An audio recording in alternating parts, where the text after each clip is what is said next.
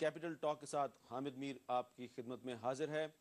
آج ایک دفعہ پھر پاکستان کے کیپٹل اسلام آباد میں حالات کافی خراب رہے۔ ایک بم دھماکے میں بہت سے لوگوں کی جانیں چلی گئیں، اور اس سے پہلے بھی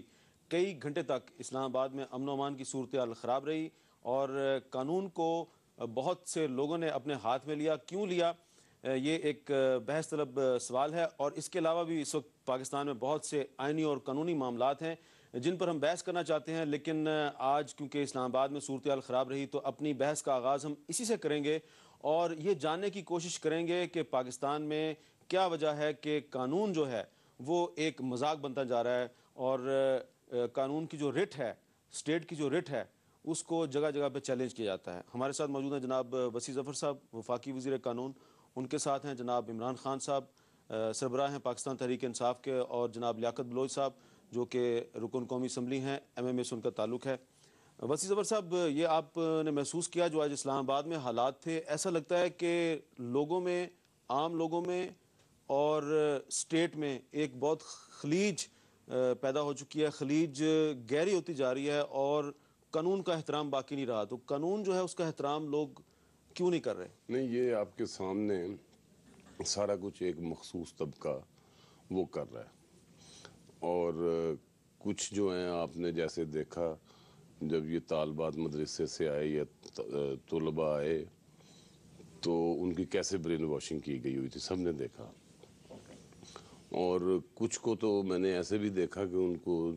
دنیا کا پتہ ہی نہیں، ان کو یہ بھی نہیں پتا کہ روپیہ بھی کوئی چیز ہوتا ہے اور دکان بھی کوئی چیز ہوتی ہے، ایسے بھی آپ کو بھی علم ہے۔ تو اس طرح کا جب وہ ماحول پیدا کر کے تو ان کی پرورش آگے کی جائے،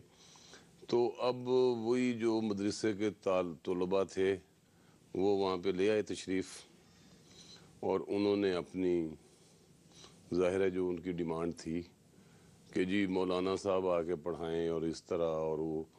تو آپ نے دیکھا ہوگا کہ حکومت نے آخری وقت تک صبر و تحمل کا مظاہرہ کیا۔ جیسے وہ کرتے گئے، مسجد کو رنگ کرتے گئے، نماز مرضی سے پڑھائی، نماز پڑھا کے وہیں پہ رہ گئے، تو ان کو بار بار ریکویسٹ کی گئی کہ آپ منتشر ہوں، اور وہ انہوں نے انکار کیا، آگے سے پتھراؤ کیا، پھر بھی صبر و تحمل کا مظاہرہ کیا گیا، اور اس کے بعد انہوں نے ادھر خودکش حملہ بھی آپ کے سامنے ایک پھر آ گیا، جس میں بالکل معصوم جانیں، یہ بیچارے غریب سپاہی یا عام آدمی جو مزدور ٹائپ ہی ادھر اس طرح پھر رہے، تو ان بیچاروں کا بے قصور، ان کا کیا قصور ان کا، تو جو یہ شروع سے ایک سلسلہ آپ دیکھیں کہاں سے شروع ہوا ہے، کتنے سال ہو گئے ہیں، اور ملک کس طریقے سے کن حالات سے دوچار ہے۔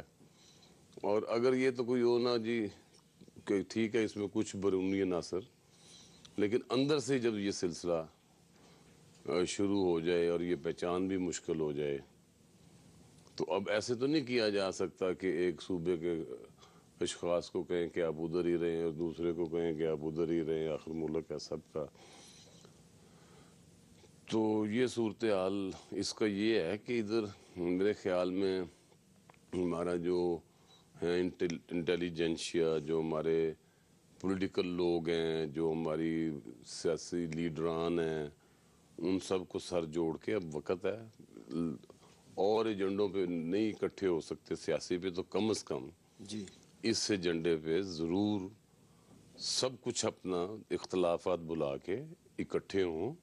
اور اس کو کوئی حل اور نکالیں۔ اس کا سوچیں اور خلوص نیت سے سوچیں، اور اس کو حل کرنے کی تجاویز اور کوششیں، پھر اس کو زیادہ سے زیادہ پریچ کیا جائے، وہ بھی، اور میڈیا پہ بھی آئیں، پریس میں آئیں، لوگوں کو بتائیں کہ یہ اسلام کے منافی ہے، یہ اسلام کے اصولوں کے منافی ہے، یہ غلط ہے، ان کی برین واشنگ ختم ہو، ان کو ذرا صحیح پتہ چلے، تعلیمات دی جائیں، چینلز پہ دی جائیں۔ میرا خیال ہے آگے چلتے ہیں عمران خان صاحب، وسیع ظفر صاحب نے تجویز دی ہے کہ سب لوگ سر جوڑ کے بیٹھیں، تو آپ سمجھتے ہیں کہ اس وقت آپ لوگ تیار ہیں حکومت کے ساتھ سر جوڑ کے بیٹھنے کے لیے، اس مسئلے کا حل نکالنے کے لیے آپ تیار ہیں؟ دیکھیں حامد، کوئی بھی پاکستانی جو پاکستان کا سوچتا ہے وہ آج اس چیز کے علاوہ کس چیز کا سوچ سکتا ہے کہ اس جو ملک میں ہمارے ہو رہا ہے، جو ہم خودکشی کرنے والے ہیں، یہ میں اس کو خودکشی، یہ خودکش حملے نہیں ہیں، ہمارا ملک خودکشی کرنے والا ہے. یہ جو ہم جا رہے ہیں، جس راستے پہ جا رہے ہیں، ہم سب کا کام ہے کہ سارے اس وقت ملک کو اکٹھا کرنا ہے. لیکن میری 3 چیزیں میں آپ کو کہنا چاہتا ہوں. وسیع ظفر صاحب نے کہا کہ یہ وہ بچے ہیں جن کو صحیح تعلیم نہیں ملی، جو برین واش ہوئے ہیں. یہ کہا یہ بھی اس معاشرے کا قصور ہے، ہمارا قصور ہے. کیوں نہیں ہم نے اپنے بچوں کو تعلیم دی؟ اس گورنمنٹ کی میں بات نہیں کر رہا. ہمیں اپنے آپ کو اندر سوچنا چاہیے کہ کوئی دنیا کا ملک ہے جدھر 3 سلیبس چل رہے ہیں، انگلش میڈیم پیسے والے بچوں کے لیے، اردو میڈیم عام عوام کے بچوں کے لیے، پھر تیسرا دینی مدرسے، 3 پیرلل سسٹمز چل رہے ہیں. اور اس کا نتیجہ کیا ملک میں تقسیم پیدا نہیں کرے گا؟